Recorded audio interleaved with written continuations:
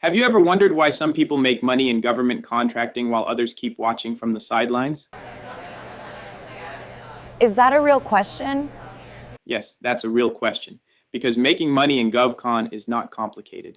In fact, when you break it down, it's really just two things: mindset and following a system. That's it. And if you apply the right mindset and follow a simple system, there is no reason you can't legally make your first $1,000 from a federal contract within the next 90 days. Let me show you what I mean. Right now, across platforms like sam.gov, Unison Marketplace, and other procurement portals, the government posts thousands of opportunities. Some are huge contracts worth millions, but many of them are small purchases, things the government simply needs delivered. And this is where beginners win.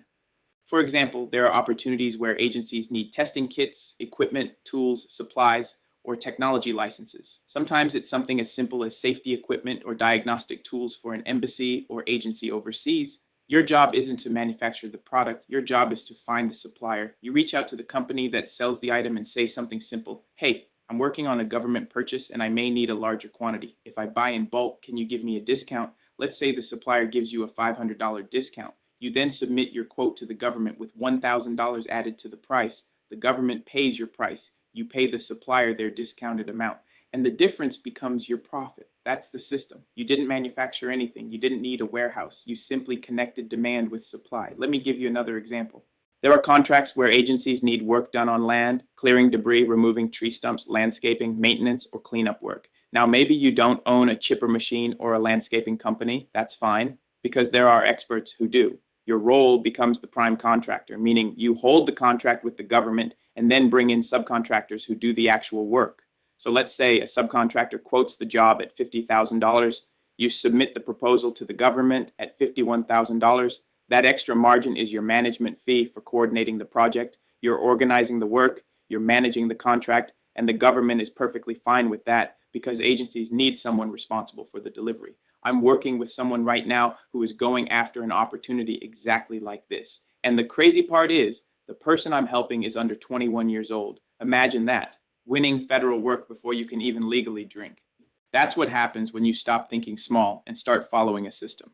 Let's look at one more type of opportunity. I call these blended opportunities, when the government needs both a product and a service. For example, an agency may need HVAC equipment installed at a facility. Sometimes they want just the equipment. Other times they want the equipment and someone to install it. So you find a supplier for the equipment. You find a technician or company to install it. You combine both quotes, add your margin, and submit your proposal. The government doesn't care if you personally install the system. What they care about is that the job gets done correctly, on time, and within budget. This is why I always tell people, government contracting is not a talent contest. It's a coordination game. If you can coordinate suppliers, services, and delivery, you can win. But here's the part people miss. You still have to bid. Too many people spend months watching videos but never submit a single bid. Meanwhile, the person who submits 20 bids learns faster, improves faster, and eventually wins. So the real question is not whether opportunities exist. The real question is, are you actually bidding? Because there are thousands upon thousands of opportunities posted every year on sam.gov, Unison Marketplace, and other federal procurement sites. And somewhere inside those listings is your first contract. If you want to learn the system, understand how to use AI to find opportunities faster, and position yourself correctly in government contracting, join our AI training. The link is in the description box. And remember, in GovCon, the hardest part isn't the bidding. It's convincing yourself that you're allowed to make money legally from the government, because once that clicks, the system starts working. And if the government starts paying you every month, just remember one thing. At that point, your biggest problem might be explaining to your friends why Uncle Sam suddenly became your best customer.